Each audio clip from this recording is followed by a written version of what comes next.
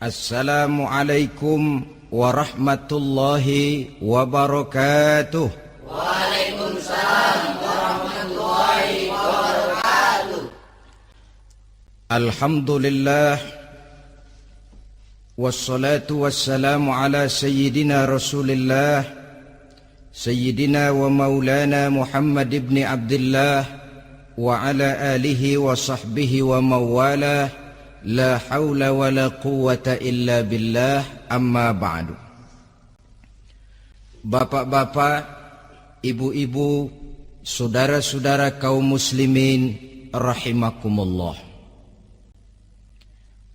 Sudah menjadi keyakinan dalam kehidupan kita bahwa segala yang ada permulaannya tentu akan ada penghabisannya. Setiap yang punya awal mesti akan punya akhir. Tidak ada keabadian dalam kehidupan dunia ini. Semuanya datang dan pergi silih berganti, berubah oleh pergeseran masa dan pertukaran waktu. Demikianlah kalau kita mau merenungi kehidupan dari alam di sekitar kita. Sejak dari kehidupan tumbuh-tumbuhan, binatang, sampai kepada kehidupan kita, makhluk bernama manusia. Lihatlah kita manusia misalnya. Dimulai sejak kita terlahir ke alam ini, keluar dari alam rahim ibu, menjadi bayi yang merah tidak berdaya, untuk kemudian berangsur meningkat menjadi anak-anak. Dari kehidupan anak-anak berubah lagi kita menjadi remaja dengan segala keceriaan dan kelincahannya, dan dari masa remaja naik lagi kita memasuki usia dewasa, untuk kemudian berangsur memasuki hari tua. Lalu setelah kita memasuki hari tua, sehari, seminggu, sebulan, setahun, sampailah kita kepada batas waktu yang telah ditentukan oleh Allah, yang dinamakan ajal, dan bertemulah kita dengan yang disebut maut. Ini merupakan kepastian dalam kehidupan. Kalau saja kita mau merenung perubahan-perubahan yang terjadi pada diri kita, seharusnya membuat kita insaf dan sadar. Di kala remaja kita begitu lincah, punya rambut yang hitam ikal berderai, punya lesung di pipit, punya senyum yang indah menawan setiap orang yang melihat, punya kulit yang kencang dan bersih. Manakala kita memasuki hari tua, perubahan frontal pun terjadi. Kulit mulai jadi keriput, rambut yang tadinya hitam ikal berderai mulai memutih, nikmat berkurang, gigi yang tadinya utuh dan sanggup mengunyah apa saja, satu demi satu permisi meninggalkan kita. Sangat boleh jadi dikala remaja kita senyum semua orang terpikat, dikala hari tua dengan kulit yang keriput dan gigi yang tidak ada lagi, manakala kita senyum mungkin orang bakal lari dari sekitar kita. Kemana keindahan yang tadinya begitu menawan? Kemana senyum lesung pipit yang tadinya menarik perhatian orang? Pergi meninggalkan kita, berubah oleh pergeseran masa dan pertukaran waktu. Nah, bila maut datang menjemput kita, selesailah kehidupan sampai di situ? Ternyata belum. Kalau lahir merupakan perpindahan hidup dari alam rahim ke alam dunia, maka mati hakikatnya merupakan perpindahan hidup dari alam dunia ini ke alam kehidupan yang berikutnya, yang dinamakan dengan alam barzah. Andai kata hidup cuma sekali, secara moral kita sanggup berkata, alangkah tidak adilnya Tuhan.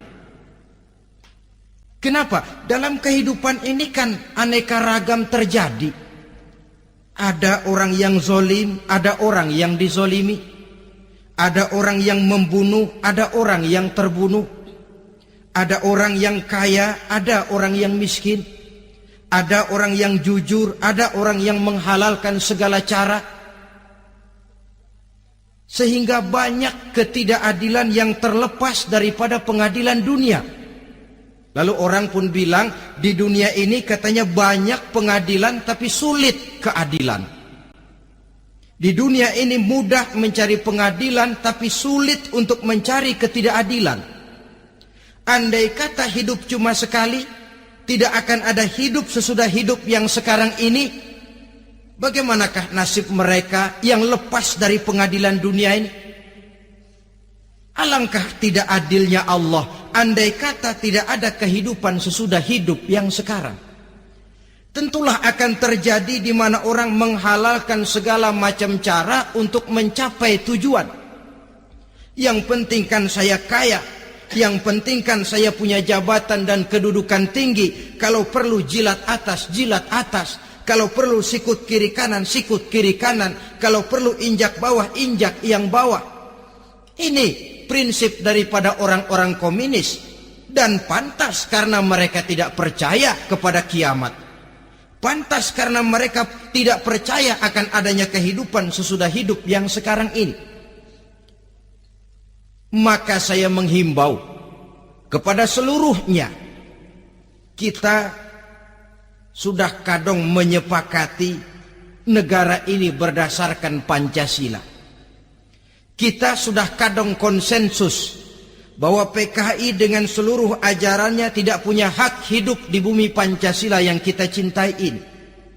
Maka salah satu ajaran PKI tujuan menghalalkan cara kita orang Indonesia yang berbudi pekerti luhur, yang punya nilai budaya tinggi, janganlah sampai mencaci PKI, membubarkan PKI, mengutuhkan PKI, tapi dalam kehidupan sehari-hari prakteknya prinsip komunis kita pakai. Apa itu? Tujuan menghalalkan cara. Asal sudah tujuan tercapai, cara apapun saja halal. Itu pandangan hidup orang yang tidak percaya kepada adanya hari akhirat. Sebagai muslim yang yakin akhirat ada, kiamat pasti akan datang. Hidup tidak cuma sekali. Maka kalau kita zalim, kalau kita berbuat aniaya, kalau kita melakukan korupsi, kalau kita merugikan orang lain, boleh jadi kita terlepas daripada pengadilan dunia. Tapi ingatlah, kita tidak akan pernah lepas dari pengadilan Allah. Pengadilan Qadhi Rabbul Jalil, di mana kita akan diadili dengan seadil-adilnya. Dan tidak satu perbuatan yang bersifat salah, yang bagaimanapun kecilnya, yang akan lepas dari pengadilan di akhirat itu nanti. Pantas saja kalau satu hari malaikat Jibril datang menasihati Rasulullah sallallahu alaihi wasallam, yang artinya juga menasihati kita semua.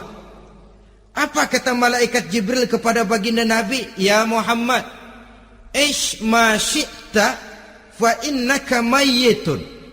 Hai Muhammad, hiduplah semau kamu, tapi jangan lupa kamu pasti akan mati. Kalau memang dilarang tidak terlarang, dicegah tidak tercegah, kamu mau melaksanakan hidup menurut maumu sendiri, persilakan, hiduplah menurut mau dan gayamu. Tapi jangan lupa, fa innaka mayyitun, satu saat kau pasti bakal mati. Dan mati itu bukan akhir dari segalanya. Dia babak baru bagi kehidupan selanjutnya.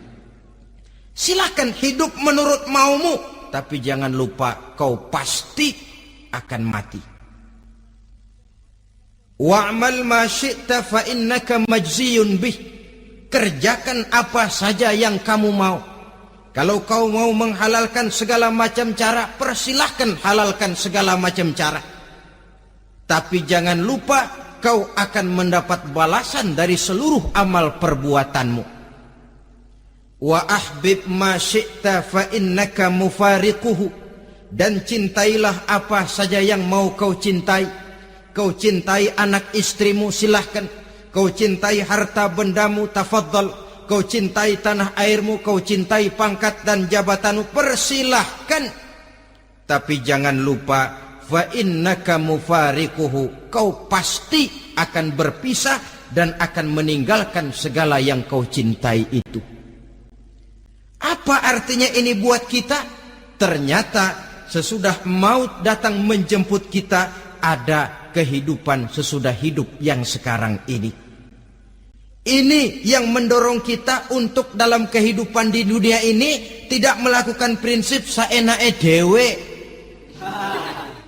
semaunya sendiri saja, asal perut kenyang, asal pangkat tinggi, asal harta dapat. Masa bodoh dengan merugikan orang lain, masa bodoh dengan menipu orang lain. Iku jenenge saenake dewe. Muslim tidak diajarkan. Ingat manusia, setelah kau mati, setelah kiamat datang, kau akan dibangkitkan, kau akan dimintakan pertanggungan jawab tentang kehidupan yang sekarang ini. Saudara hadirin, oleh sebab itu kalau kita bicara soal kiamat, soal akhirat, ini memang masalah yang gaib, yang sepenuhnya tidak bisa dicernakan dengan kemampuan penalaran intelektual. Dasar di dalam membicarakan ini tidak lain adalah iman kita kepada Allah Subhanahu wa ta'ala. Bukan cuma zaman sekarang, dari zamannya Nabi. Orang itu kalau sudah bicara kiamat, bicara akhirat, ada yang ragu-ragu, ada yang menolak sama sekali. Bukan dari zaman sekarang, dari zaman dulu. Pernah kok satu saat Rasulullah itu dakwah, menceritakan, saudara-saudara, akan terjadi kiamat di mana Allah akan membangkitkan manusia dari kuburnya untuk memintakan pertanggungan jawab. Ini dalam dakwahnya Nabi pidato macam itu. Apa reaksi orang? Yang beriman ya mantap, tapi yang tidak beriman, bajingan-bajingan Quraisy ini, mereka bertepuk tangan, mengejek, mencaci. Malahan ini yang luar biasa, ada dua orang kafir, namanya Ubay bin Ka'ab dan Al-As bin Wa'il. Mendengar pidato macam ini, mereka buru-buru pulang ke rumah. Ngapain? Ngambil pacul. Lalu berangkat nyari kuburan tua. Dia gali itu kuburan. Tulang-tulangnya diangkut, dibawa ke depan Nabi. Ya Muhammad, tulang-tulang yang udah hancur begini, siapa yang bisa ngidupin lagi? Yang macam-macam aja kamu Muhammad, nggak rasional, nggak masuk akal. Allah menjawab. Apa kata Allah? Wa daraba lana mathalan wa nasiya khalqah, qala man yuhyil 'izama wa hiya ramim, qul yuhyiha alladhi ansha'aha awwala marrah wa huwa bikulli khalqin alim.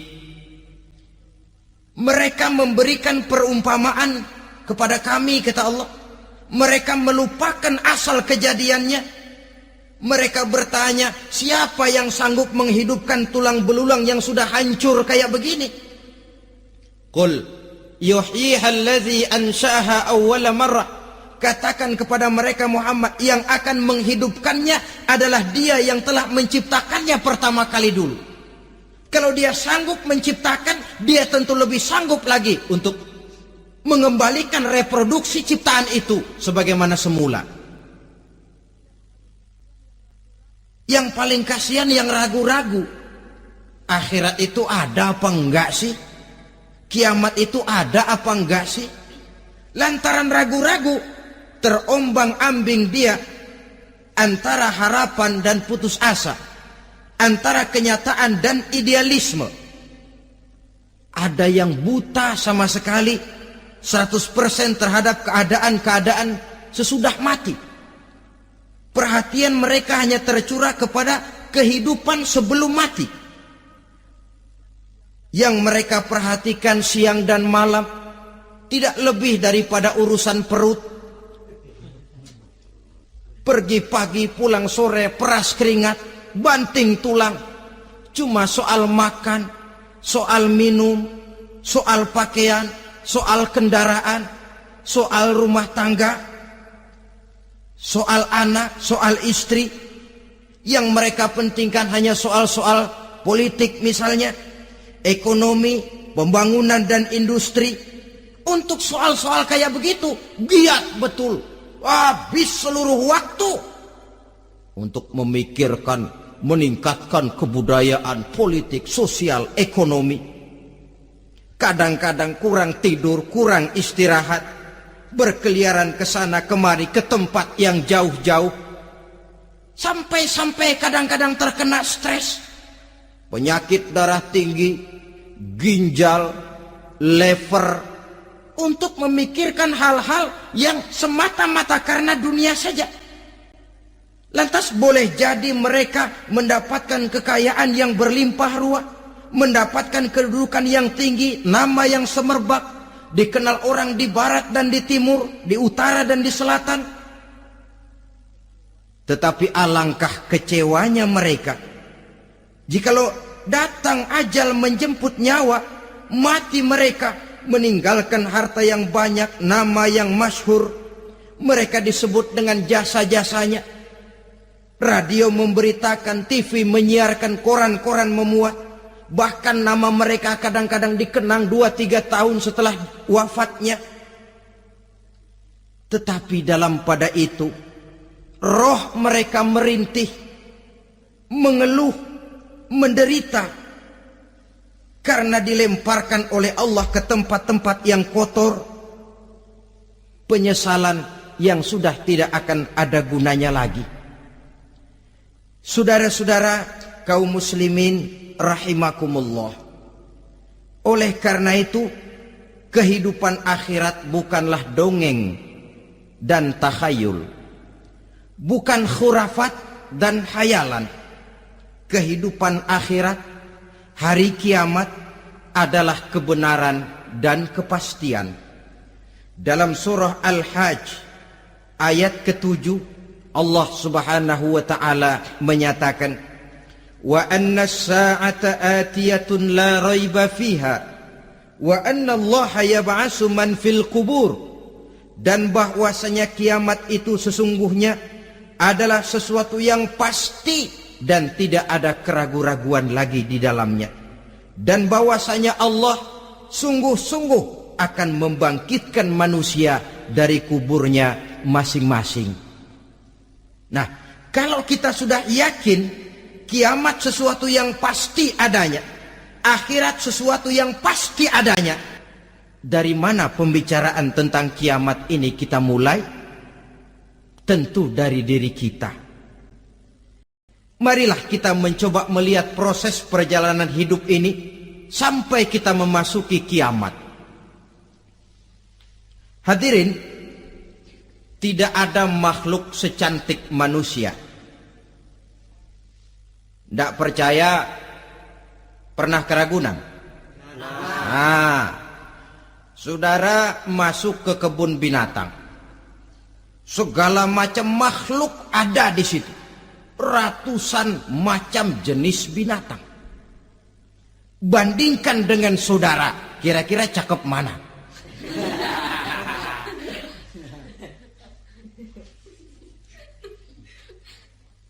Dari seluruh makhluk yang diciptakan Allah itu, manusia fi ahsani taqwim, dalam bentuk yang paling sempurna, sejak susunan biologis sampai kemampuan berpikir. Biologis kita, ya Allah, diciptakan kita begini rupa.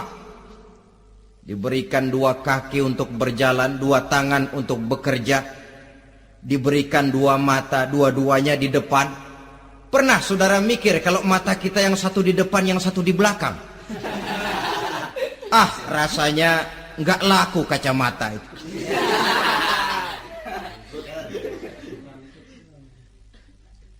Diberikan hidung dengan 2 lubang, tahu betul Allah ke bawah lagi lubangnya. Coba pikir kalau lubang hidung kita menghadap ke atas. Aduh, kalau musim hujan repot jagain hidung. Laqad khalaqnal insana fi ahsani taqwim. Sungguh telah kami ciptakan manusia dalam bentuk kejadian yang paling sempurna ketimbang makhluk-makhluk Allah lainnya. Nah, kesempurnaan manusia ini oleh karena hidupnya terdiri dari 2 unsur pokok. Pertama unsur jasmani dan kedua unsur rohani. Jasad dan roh. Jasad yang terlihat sekarang ini, potongan saudara yang ngejedok di depan saya ini jasad saudara. Ini yang berasal dari saripati makanan yang dimakan oleh bapak ibu kita. Lalu hasil kerjasama yang baik antara ibu dengan bapak, terwujudlah kita. Kalimat langsungnya jasad ini berasal dari tanah yang tadi berubah dari bayi, remaja, dewasa, meningkat hari tua. Yang berubah itu jasmani kita. Kenapa? Karena jasmani itu materi, benda, daya tahannya terbatas. Dia berubah oleh pergeseran massa dan pertukaran waktu. Apa ada orang makin tua makin cakep? Jasmani oleh karena dia materi, dia berubah oleh pergeseran massa dan pertukaran waktu. Nah, yang menyebabkan jasmani itu bergerak karena ada roh di dalamnya. Ini yang menyebabkan kehidupan. Ini yang menjadi sumber kehidupan, pusat kesadaran dan pengertian dalam kehidupan manusia. Tanpa roh dalam diri kita, maka jasad kita, pernah lihat orang mati? Nah, itu kalau orang mati, coba perhatikan. Apanya yang kurang? Kupingnya masih ada, tapi sudah tidak sanggup mendengar.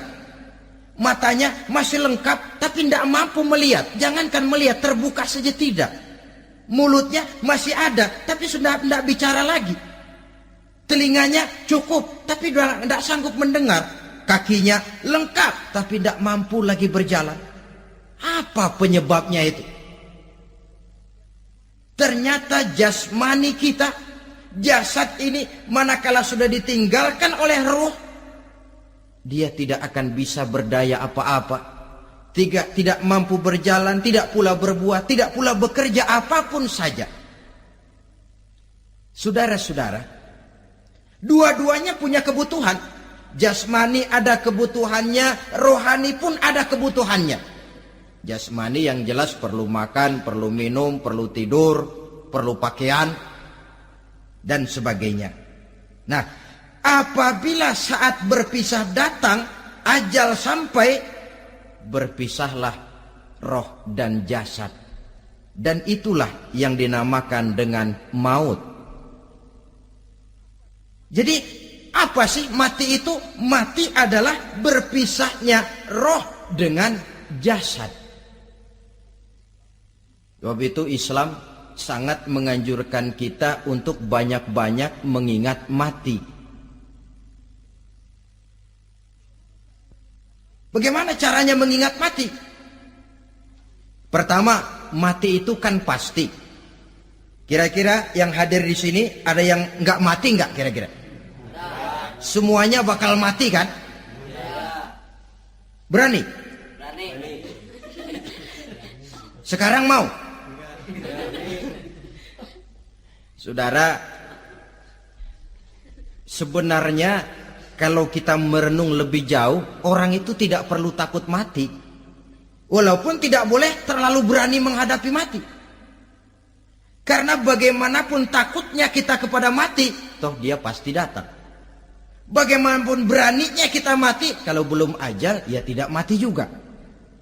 Jadi muslim itu kan harus berani menghadapi hidup dan tidak takut menghadapi mati. Mati adalah sesuatu yang pasti. Muslim dianjurkan banyak-banyak mengingat mati dalam kehidupan. Caranya bagaimana? Pertama, berziarah nengokin teman yang sakit. Ya? Suka nengokin teman yang sakit enggak? Oh, itu pahalanya kata Nabi. Menengok orang yang sedang sakit lebih afdol daripada sholat sunnah 1000 rakaat. Apa pernah saudara sembahyang sunnah sampai 1000 rakaat? Nengokin orang sakit pahalanya lebih afdol daripada itu. Kenapa menengoki orang sakit mengingatkan kita kepada mati? Iya ya, ini teman saya yang kemarin segar banget, bercanda sama saya, ketawa sama-sama, sekarang terbaring tidak berdaya, hilang kemampuannya, hilang keceriaannya, sakit. Iya kalau sembuh, kalau ajar, iya sekarang giliran dia, kalau jatuh ke saya. Lalu menghibur teman dengan kata-kata yang enak, yang akan mendatangkan sugesti supaya dia cepat sembuh. Jangan nengokin orang sakit jujur. Sakit apa lu? Perut. Emang teman gua kemarin sakit begini mati ya? Wah, itu orang bisa jadi shock lantaran etika kita tidak akan sampai ke sana. Menjenguk orang sakit akan mengingatkan kita kepada mati. Apalagi ziarah kubur. Ada yang orang tuanya sudah meninggal? Kalau ada, ya tidak bisa tiap hari, sekurang-kurangnya seminggu sekali. Jumat pagi misalnya, ziarah kita ke kubur. Sehingga kalau kita masuk kubur kan ada etikanya. Assalamualaikum ya ahlal kubur wa inna insyaallahu bikum lahikun. Hai penduduk kubur, keselamatan bagi kamu dan kami yang masih hidup sekarang ini insyaallah pasti bakal nyusul kamu. Iya, yang kemarin gagah benar sekarang terbaring tanpa daya. Ini unggukan kuburannya. Yang kemarin ada sekarang sudah tidak ada. Kemana dia? Kami satu saat pasti akan begini. Ingat mati. Lalu apalagi yang bisa membuat kita ingat kepada mati? Mengawal jenazah. Bukankah sangat dianjurkan oleh agama? Bahkan kalau bisa sejak mengurusnya, memandikannya, mengkafankannya, menyolatkannya untuk kemudian mengantarnya ke kubur.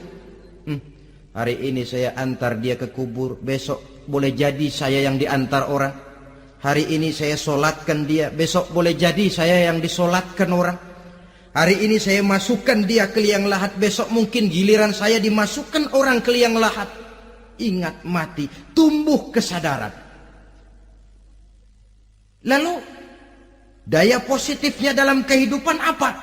Nah, saudara-saudara hadirin, orang yang mengingat mati bukan lantas menjadi lemah dalam kehidupan, menjadi putus asa, sedikit semangat, terbentur kesulitan, mudah frustasi. Bukan itu tujuannya kita diperintah mengingat mati. Jelasnya Islam menganjurkan kita untuk mengingat mati guna maksud-maksud yang positif, supaya orang lalu sadar hidup ini cuma sebentar. Maka mumpung hidup, nah ini mumpung, tapi mumpung yang baik. Mumpung hidup, maka hidup yang singkat ini harus saya pergunakan dengan sebaik-baiknya, melakukan kebajikan yang sebanyak-banyaknya, menjauhkan rasa malas, menunggu keajaiban yang datang dari langit, berleha-leha, bermain-main, sementara maut kalau dia datang tidak pernah main-main.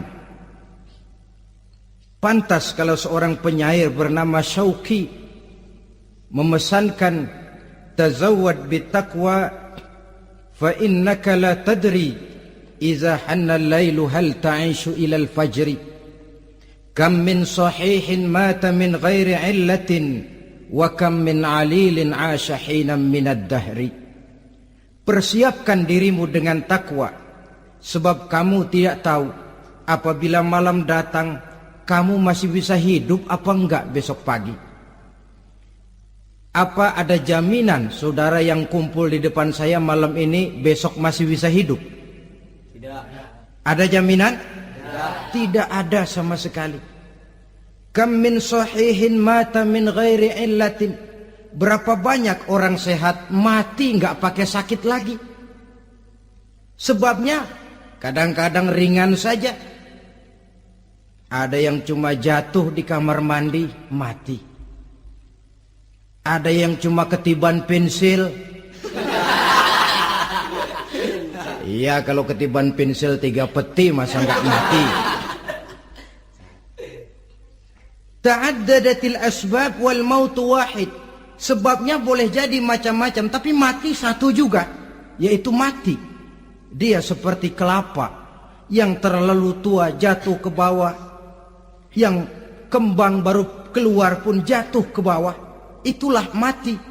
Dia datang menjemput yang bayi, dia datang mengambil yang anak-anak, dia datang juga kepada yang remaja, kepada yang dewasa, kepada yang tua sekalipun. Jangan yang remaja lalu berpikir, gua rasanya masih jauh banget mau mati. Ini sesuatu yang pasti yang kita tidak pernah diberitahu kapannya. Kalau dikasih tahu kapannya kan kita bisa, umpama malaikat maut datang ke rumah saya, saudara Zainuddin kau mati 80 tahun lagi. Wah, saya kan berhitung, masih lama, poya-poya aja dulu Tapi ini tidak pernah diberitahu kepada kita. Lantaran tidak diberitahu itulah kita perlu bersiap-siap dengan selalu mengingat-ingat mati yang mendorong kita untuk berbuat positif. Satu contoh peringatan mati yang mendatangkan positif pada peristiwa ketika turun perintah hijrah. Ketika di Mekah sudah terpepet turun perintah hijrah. Ini sahabat yang berangkat hijrah, jangan dikira semua bulat hati. Ada yang mikir, kalau saya hijrah berangkat dari Mekah ke Madinah, nanti di tengah jalan dicegat oleh kafir Quraisy lalu dibunuh, mati saya. Takut mati. Allah peringatkan, kullu nafsin za'iqatul maut. Kamu disuruh hijrah saja takut mati, padahal kamu tahu semua yang hidup bakalan mati. Diam saja di Mekah mati, hijrah ke Madinah pun akan mati. Mendengar ayat ini, Sayyidina Umar bin Khattab seperti dibakar semangatnya. Kalau sebagian sahabat hijrah sembunyi-sembunyi, beliau mau hijrah itu malah bajingan Quraisy dikumpulkan dekat Ka'bah. Pidato, ya ma'syara Quraisy, dedengkot Quraisy, dengerin. Besok pagi yang namanya Umar bin Khattab mau hijrah dari Mekah ke Madinah. Siapa yang kepengen kepalanya berpisah dengan badannya, persilahkan cegat Umar di jalanan. Besok dengan tenang dia berangkat hijrah, gak ada yang berani nyegat. Tuh Quraisy juga barangkali mikir, gue ngapain nyegat penyakit. Begitu ingat mati, timbul semangat juang, timbul semangat berbuat. Ini ingat mati yang positif, bukan yang melemahkan semangat. Dah jangan kerja rajin-rajin dah, lu bakalan mati. Ini ingat mati yang salah pasang. Ingat mati seharusnya mendorong manusia untuk berbuat lebih tekun. Allah memberikan peringatan, qul innal mauta alladzi tafirruna minhu fa innahu mulaqikum. Katakan, maut yang kamu akan melarikan diri daripadanya, yang kamu takuti benar dia pasti akan datang menjemput kamu. Saudara-saudara hadirin yang saya hormati, datangnya memang tidak kita harapkan yang namanya maut, Tapi sekali dia datang, tidak ada pintu tempat kita lari. Dia memang tidak pernah kita undang. Tapi sekali dia datang, mengetok pintu, kekuatan apa yang bisa menolak? Dia sebuah tanda seru dalam kehidupan. Apa yang menyebabkan orang takut mati? Pertama barangkali karena dia tidak tahu bagaimana kehidupan sesudah mati. Alam kubur gelap, alam akhirat gelap. Sehingga dia bingung, lantaran bingung lalu jadi takut. Yang kedua boleh jadi oleh bayangan-bayangan dosa yang pernah dia kerjakan di dunia ini. Kerjanya cuma menumpuk dosa. Dia gembira, bahagia, tertawa di atas tumpukan dosanya. Merasa segan berpisah dengan seluruh kehidupan ini. Sehingga boleh jadi maut adalah sesuatu yang ditakutkannya benar dalam kehidupan. Tapi bagaimanapun takutnya, tidak ada tempat lari dari dia. Dalam ayat lain Allah jelaskan, Aynama takunu yudrikumul mautu walau kuntum fi burujim musayyadah. Di mana saja kamu berada, dalam benteng yang paling tangguh sekalipun, maut pasti akan datang menjemput kamu. Nah, bagaimana caranya maut datang menjemput kita? Bila datang dia, sang malaikat pencabut nyawa, malaikat Israel namanya, hendak mengambil roh kita. Dalam suasana macam begitu, di akhir kehidupan dunia, dalam berhadapan dengan sakaratul maut, terbagilah manusia dalam dua bagian besar. Pertama, yang menghadapi sakaratul maut itu dengan husnul khatimah, baik di akhirnya, sehingga pada saat ruhnya berpisah dengan jasadnya, kelihatan dia seperti senyum, mukanya cerah. Bahkan sebelum itu boleh jadi dia sempat meninggalkan pesan-pesan yang baik. Ada yang sempat azan, ada yang sempat baca Quran. Pernah kan nemui orang yang mau mati seperti itu? Yang sempat azan, yang sempat baca Quran, yang sempat meninggalkan wasiat-wasiat yang baik.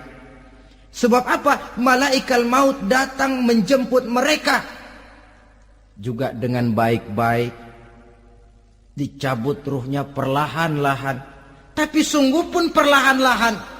Pedihnya, sakitnya tetap tiada tara. Rasulullah Sallallahu Alaihi Wasallam, dikala beliau hendak berhadapan dengan sakaratul maut, diceritakan mencelupkan tangannya ke dalam gelas berisi air, lalu mengusapkannya ke muka beliau seraya berdoa, Ya Allah, mudahkan saya dalam menghadapi sekarat ini. Beliau juga yang mengatakan bahwa sakitnya sakaratul maut sama dengan 300 kali bacokan pedang. Sehingga kita diajarkan doa. Di antara doa selamat itu kan ada Allahumma hawwin alaina fi sakaratil. Ya Allah, mudahkan saya di dalam menghadapi sakaratul maut itu. Ketika ruh ini keluar dari jasad, mata masih mengikuti ruh itu. Sehingga kadang-kadang ada yang matanya terbelalak dan tidak sempat ditutup, terbuka terus, mengikuti ruh itu keluar dari jasadnya. Adapun golongan kedua, manusia yang ketika berhadapan dengan sakaratul maut mendapatkan su'ul khatimah, jelek di penghabisannya.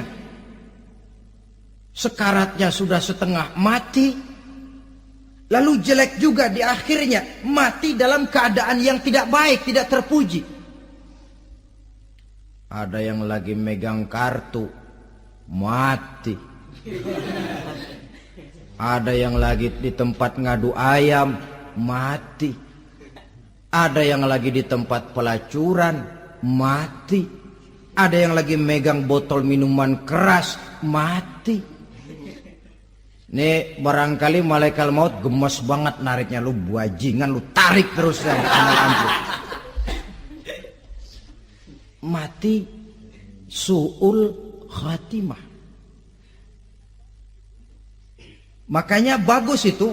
Kadang-kadang di majelis-majelis taklim kan sering dibaca, ya Allah biha, ya Allah biha, ya Allah bihusnil khatimah. Kan ada itu? Ada enggak? Saudara hadirin, mohon agar oleh Allah kita diberikan husnul khatimah, baik di saat ruh akan berpisah dengan jasad. Ini sesuatu yang pasti. Sang malaikat maut datang menjemput nyawa. Setelah ruh berpisah dari badan, maka tinggallah sang badan, ditangisi oleh semua yang kita tinggalkan. Sehingga kepada putrinya Fatimah, ketika malaikat maut datang hendak menjemput baginda Nabi, beliau berkata kepada anaknya Fatimah, kamu tahu siapa yang datang? Saya tidak tahu Bapak. Yang datang hadimul lazat. Itu dia yang menghancurkan seluruh kesenangan dunia. Wa qati'us syahwat. Yang memisahkan kita dengan seluruh yang kita cintai. Dia malaikat maut, Pak. Manakala jasad sudah ditinggalkan oleh roh, itulah yang dikerubungi orang. Anak menangis, istri menangis, orang tua bersedih, teman-teman merasa kehilangan, menangisi jasad. Diuruslah jasad kita, dimandikan sebagaimana mestinya, dikafankan dengan kain putih 3 lembar, itu yang hendak kita bawa kembali ke tempat asal kita. Pakaian sutra, jas yang mereknya Switzerland wool, kain yang Samarinda, sepatu yang Belly atau Beltoni, jam tangan yang Rolex, kendaraan yang serba mewah, tidak ada yang menyertai kita. Kain putih 3 lembar itu saja lagi. Demi setelah dikafankan, dibujurkan kita menghadap ke arah kiblat, orang banyak pun datang menyolatkan kita dengan 4 takbir, diiringi dengan doa, lalu upacara pelepasan, berangkat kita meninggalkan anak, istri, suami, kampung halaman, tanah air, bahkan alam dunia ini. Selamat tinggal alam dan seluruh isinya. Tinggallah yang tinggal. Saya akan kembali ke tempat asal dari mana saya datang, untuk kembali mempertanggungjawabkan seluruh perbuatan saya dalam kehidupan ini. Manakala upacara pelepasan selesailah sudah, dimasukkan kita ke keranda jenazah, digotong orang, bismillah wa ala millati rasulillah, dibawa ke tempat peristirahatan terakhir katanya. Padahal dulu kalau mau kita istirahat, ke villa lah kita, ke Bali lah kita, ke Hong Kong lah kita, ke tempat-tempat tamasya yang indah. Oh, rupanya akan sampai juga perjalanan menuju tempat peristirahatan terakhir, yang luasnya tidak akan lebih dari 2 kali 1 meter. Diusung orang kita, diantarkan orang banyak. Manakala sampai ke atas liang lahat, pengusung jenazah dibuka, diturunkan kita ke liang lahat, dibaringkan. Gumpalan tanah akan jadi bantal kita. Muka dibuka, dihadapkan ke arah kiblat. Setelah itu ditutup liang lahat kita dengan kayu. Masih belum kurang, diuruk dengan tanah. Yang menguruk orang-orang yang tadinya mencintai kita, menyayangi kita. Tapi ketika jasad sudah ditinggalkan ruh, habis rupanya cintanya. Coba jasad kalau sudah ditinggalkan ruh, 3 hari aja di rumah, serem. Ya mayit, siapa yang betah nemenin mayit?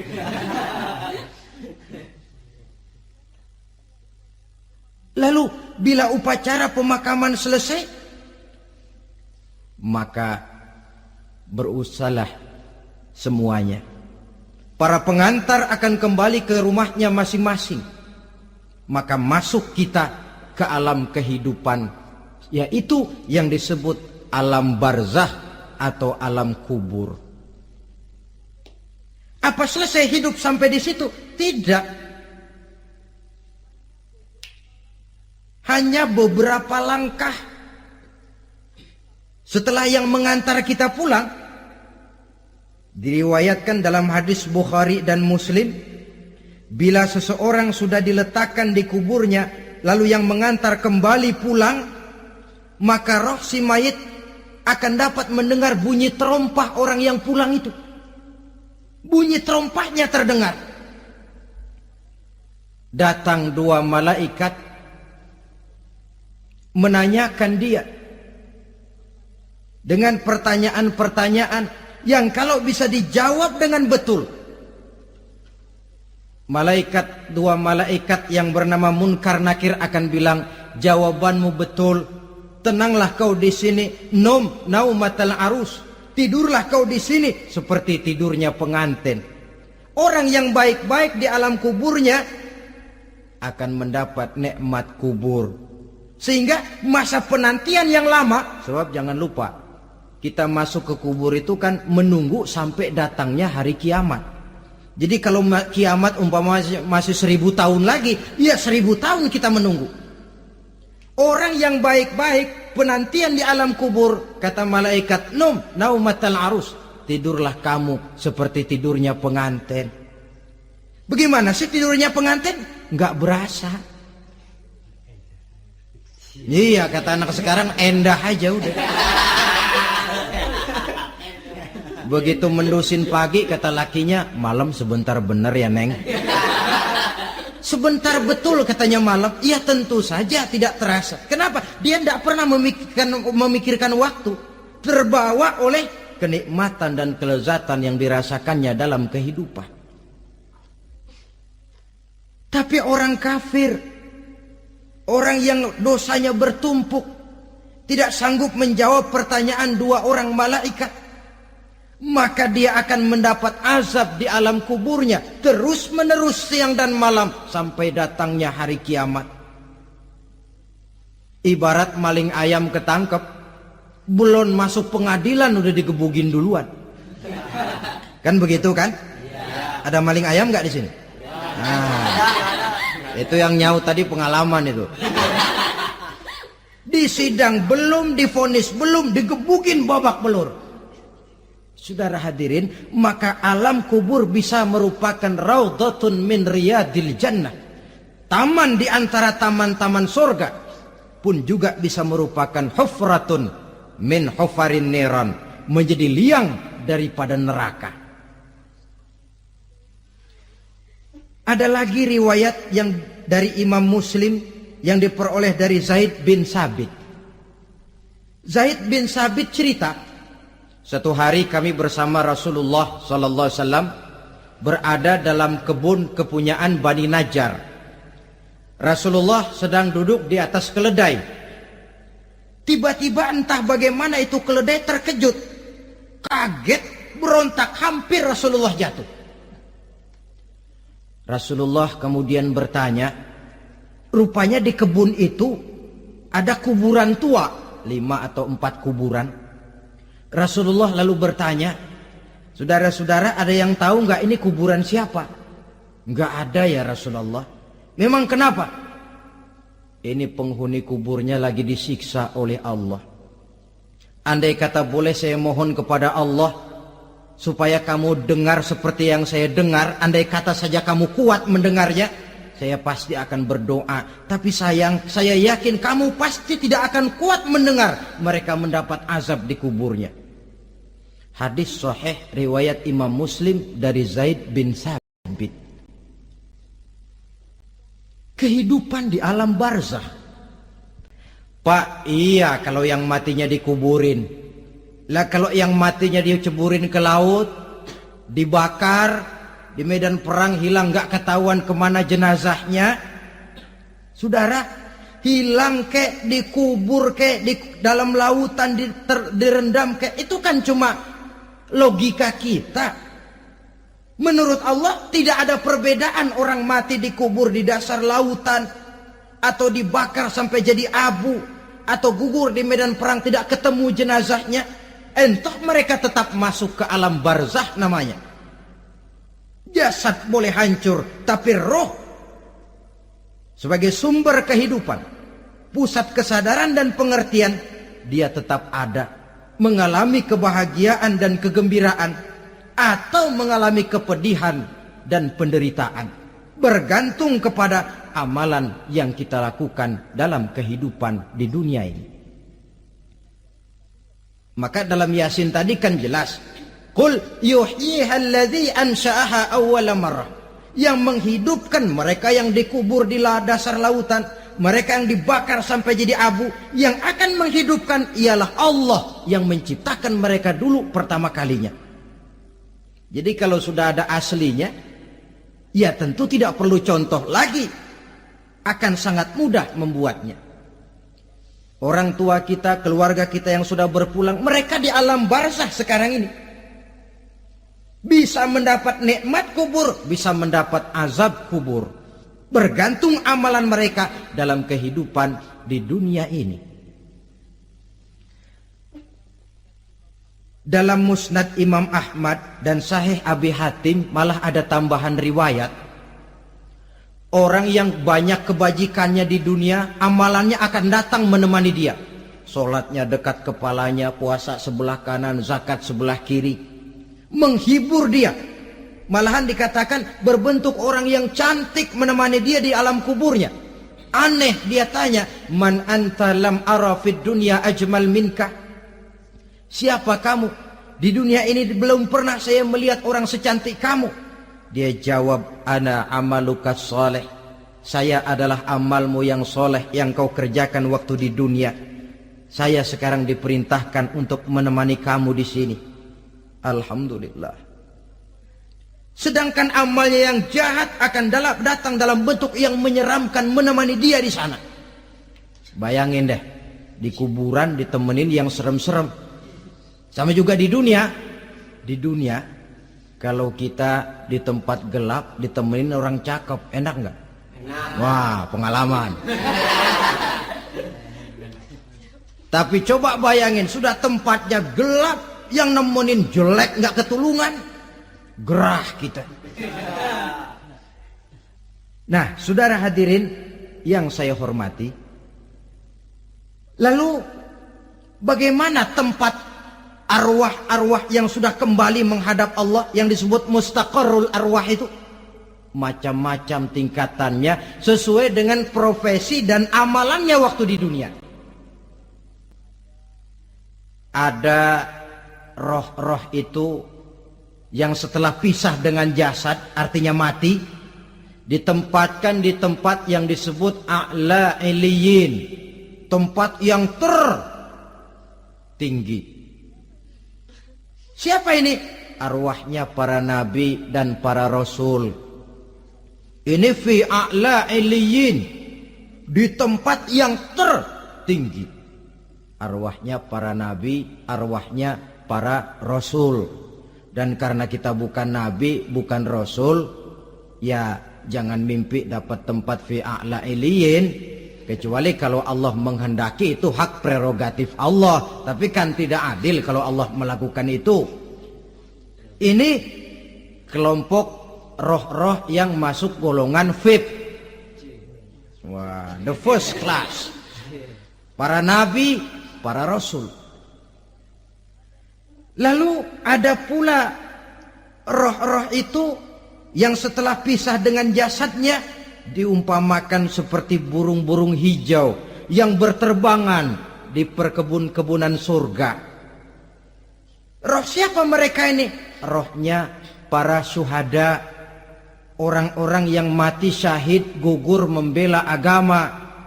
Nah, ini bedanya orang mati syahid dengan pahlawan, ya. Apa bedanya syuhada dengan pahlawan? Kalau syuhada, orang yang gugur membela agama, niatnya karena Allah, mati syahid. Kalau pahlawan, orang yang gugur membela negara, orang yang dianggap berjasa kepada pemerintah. Klimaksnya, kalau orang mati syahid jelas surga, tapi pahlawan belum tentu surga. Kenapa? Bergantung kepada negara macam apa yang dibelanya dan pemerintah model mana yang dibelanya. Di negara-negara komunis misalnya, banyak nggak pahlawan? Dengan sekian tanda jasa yang mati di medan perang dan sebagainya. Kira-kira pahlawan komunis masuk surga enggak? Ya, kalau pahlawan komunis masuk surga, kita enggak kebagian kapling di surga barangkali. Inilah bedanya pahlawan dengan orang mati syahid. Kemudian ada pula roh itu yang tertahan di pintu surga. Tertahan di pintu surga. Ini seperti tadi, orang yang mati syahid tapi masih ada kaitan di dunia.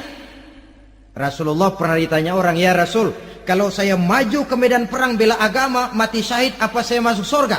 "Iya, masuk surga." Kecuali kata Nabi, kalau masih punya utang. Nah, tertahan di pintu surga. Ada pula roh itu yang tertahan di alam kuburnya. Ini umumnya seperti tadi itu. Ada mempunyai dosa, mempunyai kesalahan, sehingga merasakan azab kubur. Ada juga roh itu yang tertahan di permukaan bumi. Mereka yang dalam hidup selalu menumpuk dosa-dosa yang besar, meninggal sebelum keburu untuk bertaubat. Saudara hadirin yang saya hormati, inilah yang kita khawatirkan. Sebab jikalau pada saat roh sudah datang, jikalau saatnya roh datang berpisah dengan jasad, menemukan sakaratul maut, saat itu taubat sudah tidak akan ada gunanya lagi. Masuk ke alam kubur, mendapat azab kubur sampai datangnya hari kiamat. Berapa lama di alam kubur ini? Menunggulah kita sampai datang saatnya kiamat. Nah, saudara-saudara, apa tanda-tanda hari kiamat? Kapan dia akan datang? Bagaimana hal ihwal manusia pada saat terjadi kiamat? Bagaimana alam ini? Bagaimana perhitungan di padang mahsyar? Insya Allah akan saya ungkapkan pada bagian kedua dari ceramah ini. Insya Allah kita akan lanjutkan pembicaraan ini sampai kepada terminal paling akhir, surga dan neraka. Inilah saja pertemuan kita pada kesempatan kali ini. Terima kasih banyak atas segala perhatian. Mohon maaf atas segala kekurangan. Wabillahi taufiq wal hidayah. Wassalamualaikum warahmatullahi wabarakatuh. Waalaikumsalam.